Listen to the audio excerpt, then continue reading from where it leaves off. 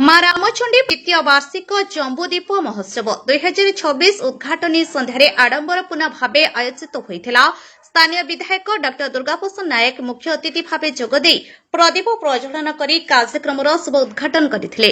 एही अवसर में ब्लॉक उपाध्यक्ष मीराराणी महंती, जिला भाजपा सभापति तथा सांसद प्रतिनिधि शशांक शेखर सेठी, जिलापाल रघुनाथ आर आयर, उपजिलापाल अरुण नायक और स्थानीय तहसिलदार तथा बीडीओ रविनारायण आचार्य सम्मानीय अतिथि भावे मंचासीन थिले। उपजिलापाल श्री नायकଙ୍କ सभापतित्व आयोजित सभारे अतिथि माने स्थानीय अंचलर लोककथा, संस्कृति और परंपरा को उज्जीवित करबा नै मत प्रकाश करथिले। ब्लॉकर विभिन्न स्थान में अवस्थित बत्तीघर स्मारकी संपर्क मध्य आलोचना होइथिला। जिलापाल ओरमास माध्यम विदेशी वस्तु वर्जन करी स्वदेशी पण्य आपणाइबाकू आह्वान करथिले। सेहिपरि तहसिलदार और दायित्वनिष्ठ बीडीओ श्री आचार्य अंचलर विभिन्न उन्नयनमूलक कार्य और प्रकल्प संपर्क आलोकपात करथिले। परवर्ती रे आकर्षणीय सांस्कृतिक कार्यक्रम परिवेषण करा जायथिला।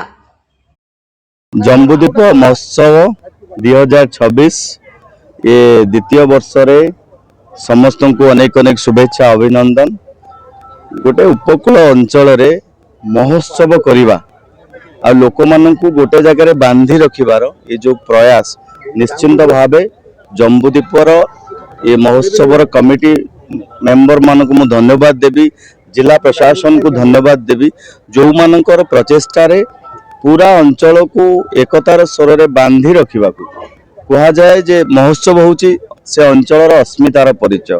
तेणु समस्त को गोटे जगार बांधी रखी ये जो महोत्सव करेबा निश्चिंत भावे साधुवादर कथा। समस्ते ये जम्बूदीप महोत्सव को आसंतु। अनेक कला साहित्य संस्कृति आम लोकंकर नृत्य कला ये सब भी देखा मिलूँ। अनेक स्टॉल भी खोला है जोठी लोकल प्रोडक्ट सब मिलूँ। तेणु समस्ते आसंतु, भरपूर उपभोग करंतु। उपभोग करने सहित निज परिवार वर्ग को आनिक जगह पहुँचिक ये स्थानर जेमिति समस्ते गारिमा बढ़ेवा सहित निज परिवार सहित हस खुशी रुहतु।